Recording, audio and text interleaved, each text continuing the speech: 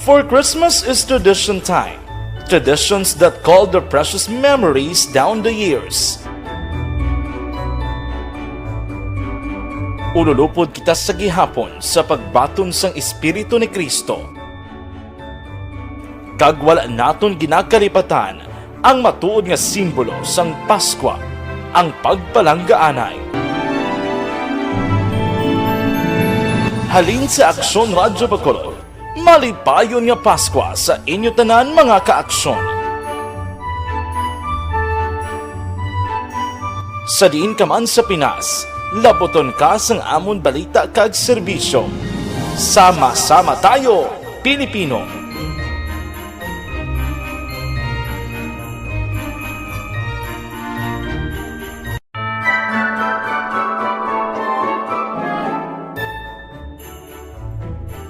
For Christmas is tradition time. Traditions that call their precious memories down the years. Tula sa aksyon!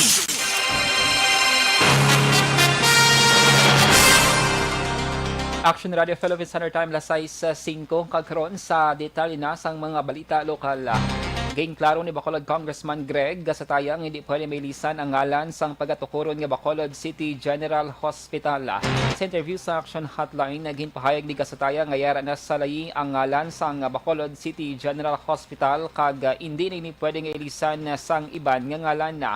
Pero sunod sa kongresista bilang pagkilala sa nagdonar sang duta sa bayan sang Barangay Vista Alegre, ang 4 ka hektarya nga propiedad sa diin pagasayluhon man ang Bacolod City Health Office, ang pagatawgon nga Chofilo Hinsoli Memorial Complex. Sa idalom sang kondisyon sang pamilya Hinsoli sa gobyerno sang Bacolod sa pagdonar sang duta, dapat matapos sa sulod sang 5 katuig ang proyekto. Sa 4 ka hektarya, 2 ka hektarya ang magakadto sa hospital, 1 ka hektarya para sa City Health Office, kag ang nabilin ang para naman sa alagyan o kun dalan. In honor of the pamilya Abi na nagdonar sa duta, the entire complex ipangalanan as Chofilo Insoli Medical Complex o Medical Center. No? Hindi ko pa exactly. But the name of the hospital, hindi na siya ma-change because we have a national law. Dapat yan ang tingog ni Congressman Greg Gasataya. Padayon ng paglibot ni Councilor Renesito Novero, ang chairman sa Committee on Education sa Sangguniang Panglungsod sa nagkalinlain nga mga eskwelahan sa Bacolod City agud sa tuyo nga may baluan ang aktwal nga numero sa mga manunudlo nga wala pa mabakunahan kontra COVID-19.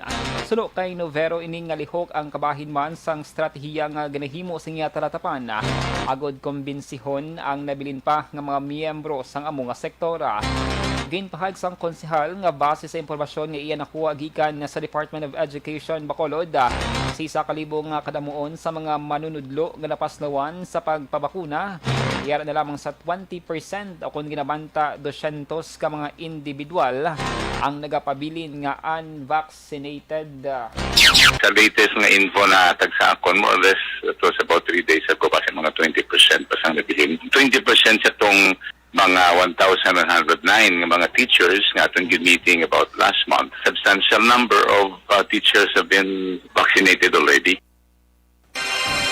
Dapat yan si Bacolod Councilor Renesito Novero. Sa dugang pang balita lokal, natala ng magpatigayon sa committee hearing sa palabuton nga Martes, Desyembre 14, ang komitiba ni Bacolod Councilor Cindy Rojas ang sa reklamo sa mga dialysis patient batok sa hospital sa syudad sa Bacolod. Suno kay Rojas Chair sa Committee on Health, iya na nga ginpadalaan sa nagakaigo nga komunikasyon ang pamunuan sa Queen of Mercy Hospital para sabton ang aligasyon sa mga tagreklamo nga ginpadang at sa konseho. Suno kay Rojas paagi sa among committee hearing luyag sini nga mabatian ang palayag sang magtimbang nga bahina angot sa mga issue. Sa nibluan nga base sa sulat ginpadala sa mga tagreklamo, 5 ka bulan nang nakaligan sang nagluntad ang outbreak sang hepatitis C sa din masobra sa 60 ka mga dialysis patient ang natapikan sa mga masakit. Apang wala gid sang ginhimo nga pag-akto ang management sang amo nga hospital. Impasulod ka na sa aton nga agenda and to call, so para maka-call kita sa committee hearing. Pero kita na mabalaan sa committee hearing, no, if the Queen of Mercy Hospital sends a representative, no, to answer and clear up the alleged accusation sa aton complainant. Sila na mabalaan ang two sides to the story. Dapat yan si Bacolod City Councilor Cindy Rojas. Sa ibang balita lokal, nagpangibabaw ang graduates ng Riverside College sa November 2021 nurse licensure examination matapos nakasulod sa top 10 na sang board exam. Si Hannah Balyares Samilianos ng Riverside College ang nakakuha sang 87.80% o kun nga rating kag top 4 sa board exam. Sa records ang Philippine Regulation Commission o kun PRC, 6,086 ang nakapasara sa 11,828 ka mga nagkuha sang exam. Si Kiara Bell Ariante Poblador sang Silliman University ang top 1 nga may 89.40% nga rating. Gain kilala naman ang UST o kon University of Santo Tomas bilang top performing school nga may 100% na passing rate. Sa katapusan nga balita lokal, patayang manghod matapos ginbuno sa mga magulang sa may puro ka Patinyo, Barangay Bukana, Banwas ng Ilog mga alauna pasado kinasang kagahon na Sabado. Ang napatay ginkilala kay Marvin Demson, 36 anyos, samtang suspect ginkilala naman kay Mario Demson Jr., residente sa nasambit nga lugar. Sino siya nga pagpangusisa ni Police Captain Thursley Castillo, ang hepe sang Ilog PNP, dungan nga nagpauli ang mag-utod sa ila puluyan matapos ang drinking session. Samtang yara sa puluyan sang biktima, ginaligar naglalisay pang duwa rason nga ginsumbag sang manghod ang iyang magulang. Ginpahay ni Castillo nga nagbalo sa magulang, nagkuha sang kutsilyo kag ginbuno ang manghod. Ginhingagaw dalang biktima sa Lorenzo Zaico District Hospital sa may syudad sang Kabangkalan, pero gindeklarar nga dead on arrival. Naras naman ang suspect matapos ang insidente kag karon nahunong sa custodial facility sang Ilog Municipal Police Station. Una sa balita, una sa aksyon. Aksyon Radio Philippine Standard Time, alas 6:12. DTX 500 capsule mga kaaksyon sa mga malipatong dira, nabudlayan, magpaminsar kag pigaw gid ang inyo sining ako. Ang elementary nga evacuation center na concern din baha man. Uy, Kasi pinagaman-apat pumansaka ang tubig. Actually, ikaw po Medyo mataas na ang tubig, so ulat natin nga pasuwat nga ng traffic to or nag-traffic dito sa sulod ang mga continuous rain ang nag-isang sa factor sa pagsaka ng sining tubig sa subong. Hunyo 4 2021, sang formal ay ginanunsyo sa Pag-asa ang panahon sang tig-ululan o kon rainy season sa Pilipinas. Gani, lauman ang maulan nga panahon umpisa subong tuntog Nobyembre 2021. Ang Pilipinas sa mayroon sang early warning system para mahibaluan ang lakat sang panahon. Gani, wala sang rason nga hindi kita makapreparar karon nga rainy season. Yari ang pila ka mga action tips nga dapat mo may baluan karon nga panahon sang tig-ululan. Kung nagapuyo sa lugar nga masabi ginabaha, mag-monitor sa balita para sa anunsyo sang Pag-asa sa lakat sang panahon. Isa sa pinakapos nga pamaagi para malikawan nga magsulod ang baha sa balay among paggamit sang sandbag. Ang sandbag ang isa ka sako nga may unod nga balas nga pwede ibutang sa pertahan o kung ginaakyan sang tubig para temporaryo nga makontrol ang pagsulod sang tubig sa inyong nga balay. Antes naman ng rainy season, dapat nakaprepare ka na sa pagkaon, flashlight, pito, kandila, hygiene kit, power bank, transistor radio, importante nga mga dokumento kag iban pa nga kinahanglanon. Ini ang dapat isulod sa go bag nga dapat ibutang sa isa ka lugar nga mapus kuhaon sa tion nga kinahanglan nga mag-evacuate. Sa tion sa pagbaha dapat butangan sang tape ang saksakan sang mga outlet kag ibutang sa mataas nga mga lugar ang appliances. Kunyara sa evacuation center, dapat man nga ipatuman ang minimum health protocol, face mask, face shield kag social distancing batok sa COVID-19. Sa panahon sa tig-ululan, dapat man proteksyonan ang ikaayong lawas batok sa nila ka mga masakit, kang isang dengue, leptospirosis, cholera, typhoid fever, hepatitis A, influenza, kag iban pa. Nagpanugyan man ang DOH kay pabili ng proper hygiene kay pag-inom sang limpyo nga tubig. Lutuon sang husto ang pagkaon para malikawan ang contamination. Maghugas sang kamot antes kag pagkatapos sang kaon kag matapos nga mag-usar sang banyo. Likawan man ang paglangoy o kon pagtubog sa baha. Kini sa Aksyon Dale Salazar para sa Action Tips nga nagapahanundong nga maghalong sa tanan nga tion. Ang elementary Bangod sa pamahog sing COVID-19 pandemic, madamo sing kompanya kag local government unit ang nagpatuman sang work from home sa ilang mga empleyado. Naga-work from home kung naka-close contact sa nagpositibo sa virus o kung mismo nagpositibo sa COVID-19. Madamo sang benepisyo ang mahatag sang work from home, pero hindi naton malikawan nga ma-bored kag ma-stress bangod sa sining nga setup sa masobra na isa ka tuig nga pagpakiaway sa COVID-19. Base sa pagtuon sa United Nations International Labor Organizations, nagatugas sing stress ang tuman niya pag-usar sa gadgets kangay sa cellphone kag computer. Gani, iyaring tila kung mamposlano nga action tips sa mga nag-work from home. Una, mag-set up sa workspace sa imong balay sa tuyo nga makafocus sa imong trabaho. Ang workspace ay hindi kinahanglan nga dako nga kwarto, ang importante, komportable ka sa imong trabaho. Matapos ang pila ka oras nga nagapungko ka mag-computer, dapat may tion nga mag-stretching agud malikawan nga ma-strain ang imong likod o kon liog. Time management. Maghimo sa imong time schedule kag mga talapuson nga trabaho para maging organisado. Magkaon sa husto nga tion, labi na ang pamahaw kag pilion mapagkaon nga maka-boost sa imong memory, concentration kag alertness kaangay sa pumpkin seeds kag dark chocolate. Kung mayaras mga online meetings, advance nga ipahibalo sa imong mga upod sa balay, agud malikawan ang mga disturbo. Ang pigaw nga internet connection ang makatugas sa stress, gani ipreparar ang backup kaangay sa ibang network kung may maayong signal para sa mobile data. Take a few breaks. Ini sa tuyo nga hindi ma-drain ang imong brain, maghampang sa imong pet o kung magpumatid sa music. Sa tion nga may concern kag problema, ipabalo sa imong team leader o kung sa boss para masolusyonan. Sa work from home nga setup, ikaw ang may uyat sa imong nga oras. Makasave ka sa plete, makasave ka sa pagkaon, makasave ka sa kwarta, kag makaupo no pa ang imong pamilya. Ang work from home ay may madamo nga hangkat, pero mas madamo sa gihapon ang mahatag nga benepisyo. Ini si Aksyon Kabato para sa Action Tips, una sa balita, una sa aksyon, sa Bacolod, Aksyon Radio. Bangod sa pamahog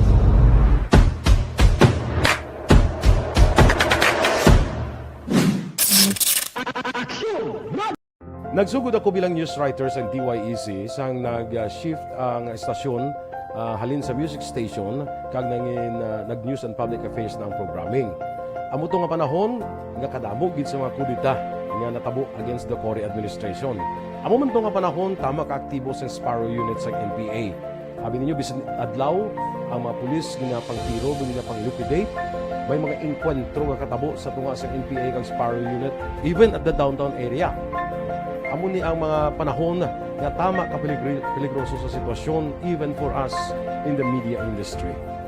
Pero sa piyak sa mga pagtilaw, sa piyak sa mga panghangkat, kag sa maabot pa nga mga trials sa amon sini nga profesyon, padayon ang aton nga serbisyo.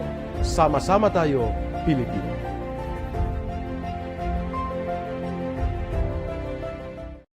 Nagsugod ako bilang news writer sa DYEC sang nag-shift ang estasyon halin sa music station kag nangin nag-news and public affairs na ang programming. Amo to nga panahon nga kadamo gid sa mga kudita nga natabo against the Cory administration. Amo man to nga panahon tama ka aktibo sa Sparrow unit sa NPA. Abi ninyo bisan adlaw ang mga pulis nga pangtiro nga pang-liquidate, may mga enkwentro nga katabo sa tunga sa NPA kag Sparrow unit even at the downtown area. Amo ni ang mga panahon nga tama ka peligroso sa sitwasyon even for us in the media industry. Pero sa piyak sa mga pagtilaw, sa piyak sa mga panghangkat, kag sa maabot pa nga mga trials sa amon sini nga profesyon, padayon ang aton nga serbisyo. Sama-sama tayo, Pilipino.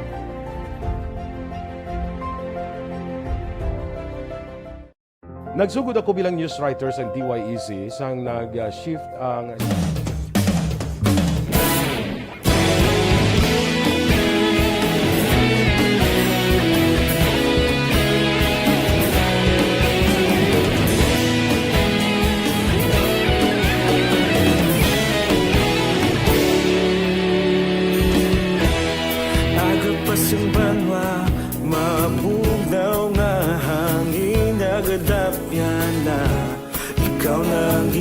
pamati ang namon ginasandigan. Tingog sang probinsya kamatuuran ginapalap na minsay nga may dala paglaong kag kasanat.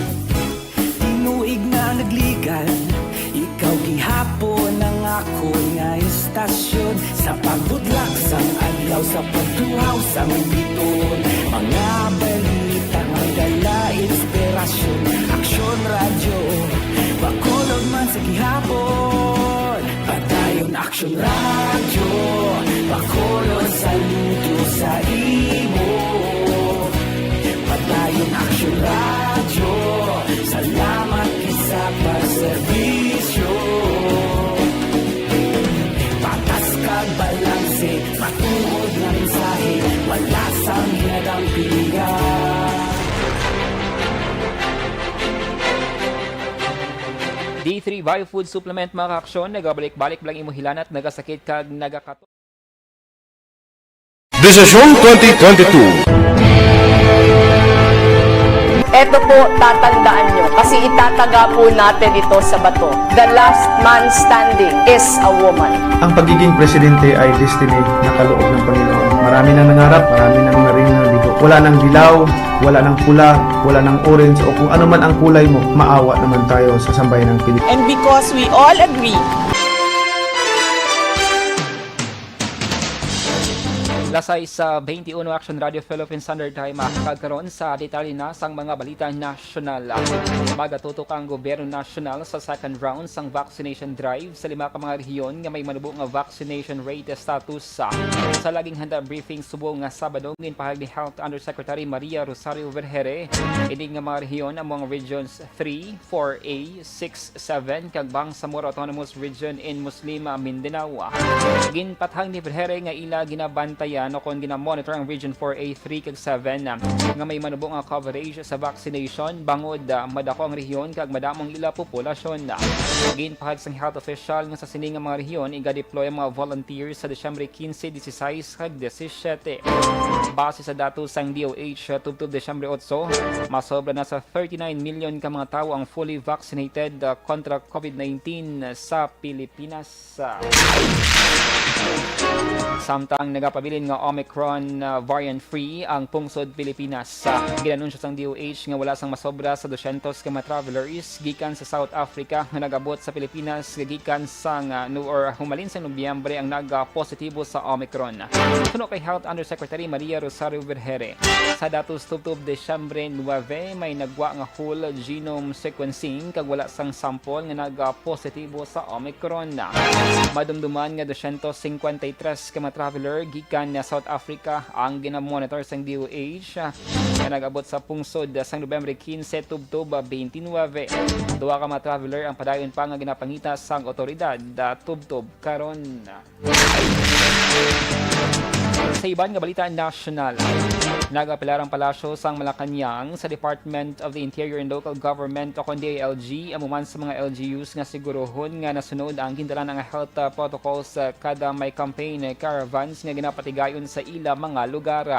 Sunod kay Cabinet Secretary kag Acting Presidential Spokesman Carlo Nograles kanugon sang efforts sang LGUs nga mapanubo ang kaso sang COVID-19 kung hinali lang nga luwat nga magdamo ang kadamuon sa mga maigo sang virus. Nanawagan man ang palasyo sa publiko nga maghalong sa pagtambong sa mga caravan kag sigurohon nga bakunado kag protektado kontra COVID-19. Ginpahayag pa ni Nograles nga nagabantay naman ang DILG kag LGUs para tahagan sang penalidad ang wala nagasunod sa health protocol. Sa katapusan nga balita nasyonal, ginpakita na sa Bangko Sentral ng Pilipinas o kon ni BSP Governor Benjamin Diokno kung ano mangin hitsura sang bagong 1,000 peso bill. Ineng ginisedyo sang BSP kagang pag-issue sini ang ginaprobahan sang Monetary Board kag sang Office of the President. Suno kay Diokno ang bagong series ang maga-focus sa fauna kag flora sa Pilipinas. Amo man sa mga positive Filipino images kang isang tama raw sa pagkita imbes nga mga heroes o kon baganihan. Ngayon pahayag ni Diokno nga ang una delivery sang bagong 1,000 peso bill ang mag-uumpisa sa Abril tuwig 2022. Sa balita, una sa aksyon! Aksyon Radio Philippine Standard Time, alas 6:25. Inyo nabatian ang kabugusan ng mga balita sa Aksyon Balita Evening Edition. Karon nga adlaw Sabado, Desyembre 11, 2021. Sa liwat ako ang inyong atag balita, Aksyon Dale Salazar. Mga ka-aksyon sa diin ka man sa Pinas. Labuton ka sa amon balita kag serbisyo. Sama-sama tayo Pilipino. Una sa balita, una sa aksyon sa Bacolod Action Radio. Aksyon Radio number 1. Aksyon Radio. Aksyon Radio.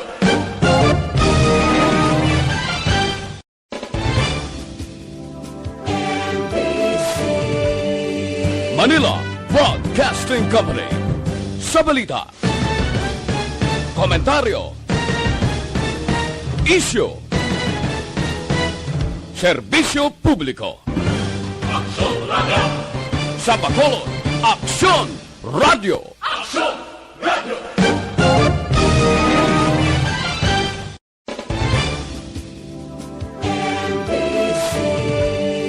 Manila Broadcasting Company. Sa balita, komentaryo, isyu, serbisyo publiko. Aksyon Radio. Sa Bacolod, Aksyon Radio. Aksyon Radio.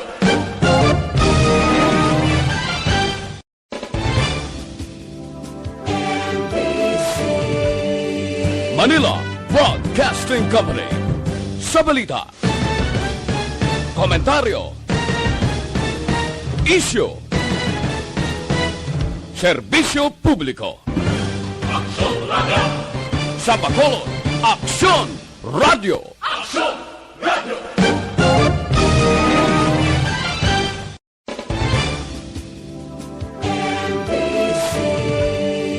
Manila Broadcasting Company.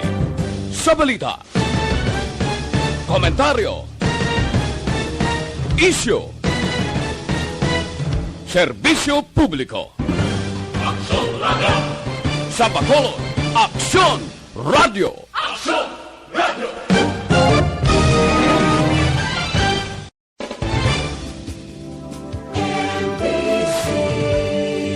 Manila Broadcasting Company. Sa balita, komentaryo, isyu, serbisyo publiko. Aksyon Radio. Sa Bacolod, Aksyon Radio. Aksyon Radio.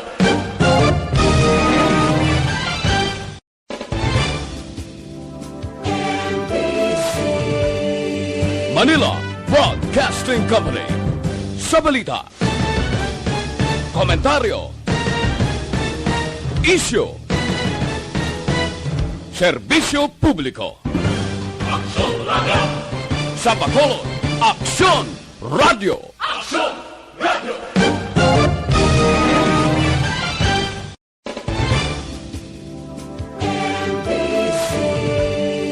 Manila Broadcasting Company. Sa balita, komentaryo, isyu, serbisyo publiko. Aksyon Radio. Sa Bacolod, Aksyon Radio. Aksyon Radio.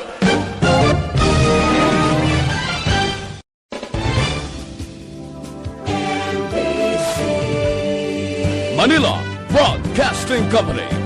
Sa balita, komentaryo, isyu, serbisyo publiko.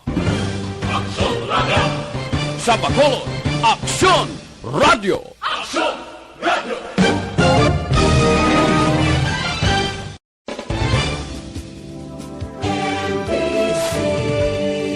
Manila Broadcasting Company.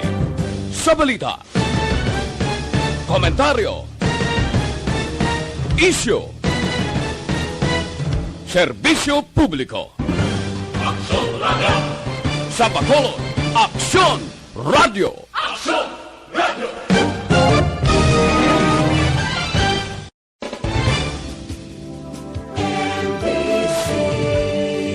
Manila Broadcasting Company.